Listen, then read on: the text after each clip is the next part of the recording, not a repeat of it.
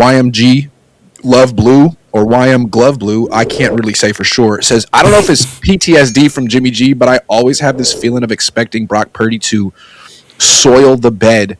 Should I be worried? That's a great question. That's something between you and God. I can't tell you what to worry about. But I do want to talk about why Brock Purdy's playing so well. We're going to call this Brock 2.0. My dad yesterday said that he believes Brock has improved tremendously since the Super Bowl, since earlier in the season. I guess we'll find out this week because last time he faced the Seahawks, he was up and down, 2 touchdowns, 2 picks, won the game, 17 points. Since then, they're using him differently. And this is what I like so much. And I feel like Kyle Shanahan has unlocked Brock's full potential. And I don't know that Brock's an elite quarterback, but he's playing like one the last 2 weeks. No question. And I think a big reason that he is, I don't know, you tell me what you think, but I think a big reason he's playing like an elite quarterback is because Kyle's using him like a dual threat. He's not just a pocket passer anymore. They're calling runs for Brock Purdy. And I think that if he can keep getting first downs, not just on scrambles, touchdowns on zone reads, that totally changes his skill set. It totally changes what he brings to the table, and it totally changes the offense.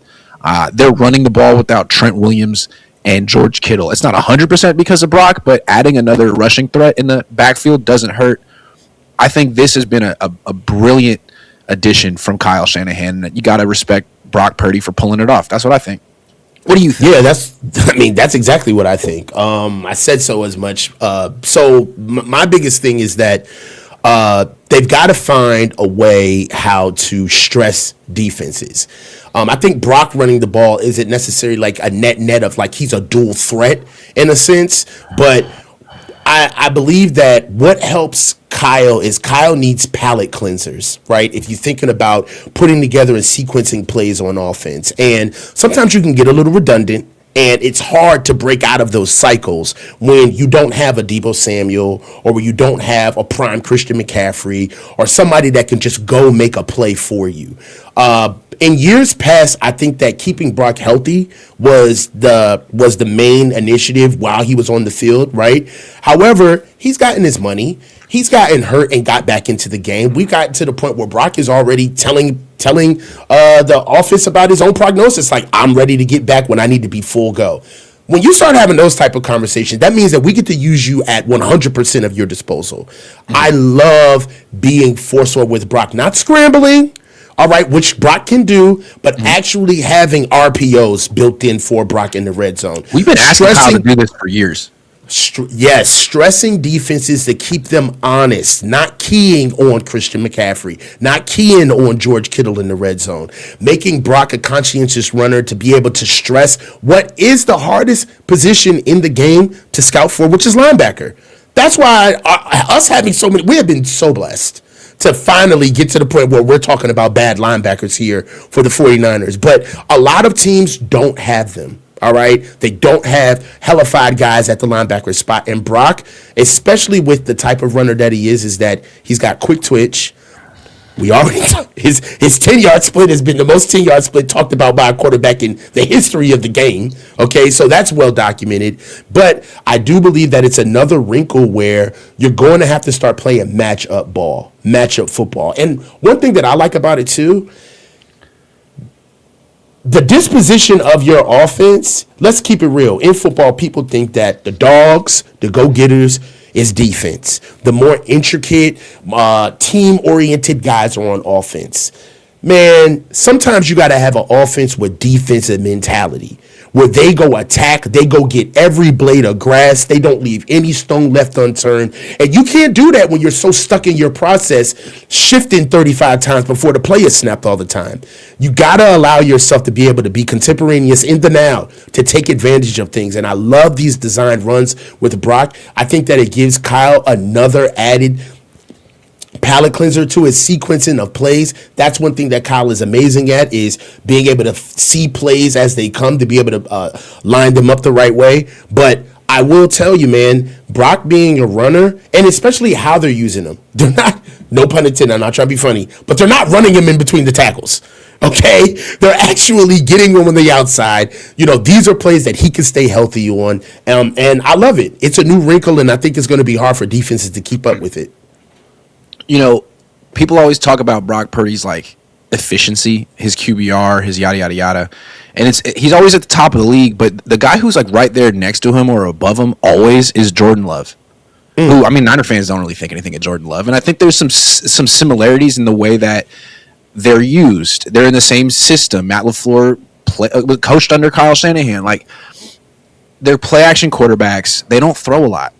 They throw 28 to 32 passes a game. They hand off a lot. The idea is to have a balanced attack. And I think the problem with Jordan Love and with the reason is they don't really trust these quarterbacks to not throw picks. I mean, if you're going to ask Jordan Love or Brock Purdy to throw 50 passes, drop back 50 times in a game, bad things can happen. So they want to be more balanced, which is great. I mean, balance is great if you can pull it off. The problem with Love is that he doesn't contribute to the run game at all. He just hands off. And if that's the kind of quarterback you are, like, they don't really want you to throw 45 passes, and we want to be balanced. So you just do nothing half the time, and you're getting paid $53 million a year. That's why when he goes down and Malik Willis comes in and is kind of playing the same system where he's not throwing a lot, but he's also enhancing the running game, running the ball, people are like, damn, like, maybe we want that. And brings us back to Brock. If he can be that kind of guy who can give you 4 or 5 runs a game, 4 or 5 first downs with his legs a game, then that totally justifies him not throwing 40 passes. He doesn't have to be Tom Brady or Drew Brees. He can be this, which is kind of an elite offensive weapon. Yeah. All right. So let's elite is a lot. Okay. I'm just happy that we're using all of his tools. Okay. Everything is getting used, and we'll figure out what he's elite at when everything's at full tilt. Right. It's almost like I'm blocking all your ports. Brock had a lot of ports blocked. All right. His 404 port, his 8008 port was all blocked, and we had to get him open. Brock being input into the system as a runner on purpose creates opportunities for other guys to get off, right? Brock running, what did he run for yesterday? I mean, on Sunday night, 6 times. He ran 6 carries. He had 6 carries for 28 yards and 2 touchdowns, right? But that's not missed on me that while Brock is having touchdowns in the red zone, Juice gets off, right? Jake Tunges gets off. Jawan Jennings gets off. Kendrick Bourne gets off. Like, Ricky Pearsall got off. If you're looking at the receiving core of guys who caught the ball, we got 2, 4, 6, 8 different pass catchers in this game, and that's not usually what the Niners do. We really don't spread the ball around that much. Once a guy gets hot, that's pretty much our guide for the day. So I do believe that Brock being an added element lifts the floor, right? I don't think it's necessarily like, oh, well, now that we unlock this with Brock, we could just lead with Brock now. Like, I think that would be the wrong approach, right? But this is why we wanted Trey Lance in the first place. This is why the Niners wanted Trey Lance in the first place. Like, they've been a run-first offense since Kyle's been here. They want to be balanced. They want an NFC championship game, throwing 8 passes. And the idea is, if you're going to have a quarterback making all that money, or you're going to have a quarterback in this system, and you're not a pass-first team, shouldn't that quarterback contribute to the run game in some way? Shouldn't he? And that was the idea with Lance, and it didn't work out. But I think we've always felt that Brock has the capability to contribute to the run game in some way, and he has with scrambles. But it'd be nice to see Kyle actually facilitate it, and he is. And I think that's a big reason why he has scored 10 touchdowns in the last 2 games. We'll see if he can do it against Seattle. It's interesting, too, because week 1, he hurt his toe running against Seattle. Will Kyle Shanahan call those kind of plays? It was a scramble. Will he call those plays against Seattle, or will he try to protect him in the pocket with no Trent Williams? Is that even the most safest place on the field for Brock Purdy, or do you want to get him out? I don't know.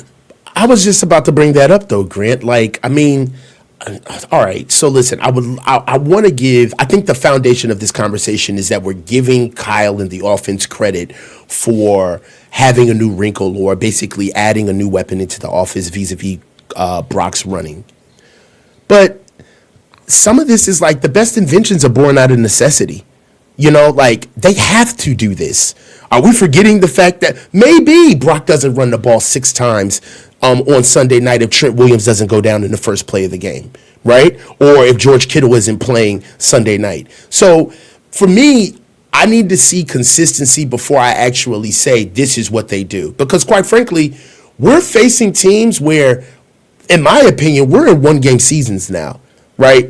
Every game is a one-off to who you're going to face that night, who's going to be hot, who's going to show up and actually do their job. So I love the win. I love what they did offensively, but I think the common denominator of most of the wins that I've seen is that they're leaving no stone left unturned. They're doing literally everything humanly possible to win. And Sunday, if you would have said that this team is going to have to score over 40 points in a shootout with Chicago, we all would have said, no way in hell we're not going to score 40 points. It's not happening.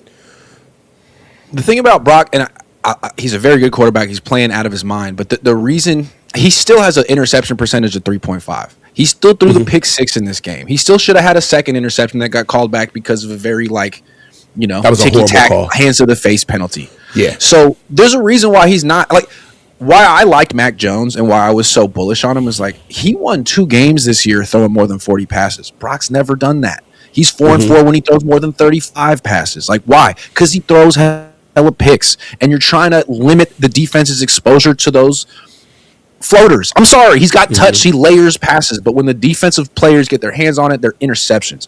So you want to limit the opportunities. Great. Well, how can he still impact the game given those restrictions? Running. And he had 2 rushing touchdowns in this last game. I love it, man. And I grew up watching Jeff Garcia and Steve Young. This is a 49ers tradition. There's no reason why he can't do this. You just got to protect him. But it seems like he's gotten injured in the pocket, the elbow injury. He's gotten injured scrambling. It seems like a lot of times when he runs his own read, the whole defense is following Christian McCaffrey. It's some of the safest stuff you can run with him. I love it, man. You got to keep doing it. It's some of the best. It might be the best short yardage play that the Niners have in their playbook right now. And it's pesky, right? It's just above board where you have to respect it, but it doesn't go so hard where you have to completely create a whole game plan to it. It's the perfect weapon that you want defenses to be worried about, to be scared about. It keeps you honest, right? Because it's we don't respect this. It's hell, you better. All right, if we 10 yards out, he will score a touchdown. Yeah, he's gonna fucking score. So exactly. And so the first time they called it this year was in Cleveland, which was really a huge game for him because the week before he played like ass against Carolina and he wasn't running his own reads. He goes to Cleveland and the assignment was don't throw a pick today. Because if you do, you might get benched. Don't lose. Don't throw a pick. What he did was throw the ball away 7 times. That was the number. And he ran for a touchdown on his own read and hit the Dougie. He's hitting the Dougie when he runs. I'm telling you, the Dougie and the zone read is the key to this system, man. I'm telling you.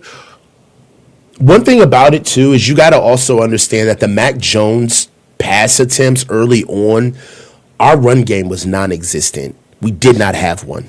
You know what I mean? So, that factors in as well. That, Mac was what we needed at that time. And there's nothing wrong with admitting that. He's what we needed. Right? But that was fresher football than what we see now. And now it's near the end of the year. There's literally about maybe 20 games left in the season, all told. And to be honest with you, guys are ready to go home. We're going to start seeing teams that don't want to play, bro. We're in the right spot. If the Niners make the NFC Championship game, they have to have Cali Swag District do the halftime show. 15 years ago, they had Future doing Tony Montana. This year, it needs to be the Cali Swag District doing Teach Me How to Dougie. It just has to happen. It would go dumb. Yeah. Teach Me How to Dougie at halftime. It would be so cool. I don't know what's up with Cali Swag District, but they got to get in on this. All I'll say this is that there is, I don't care how cool your dance move is, you can only do it for 1 year before it gets played out. Cam Newton dabbed for an entire year, and it was like, Cam, if you dab one more time, bro, I'm over it, Cam. Yeah. So we'll see. You got little white kids in North Carolina dabbing, man. No one wants to see this. Stop.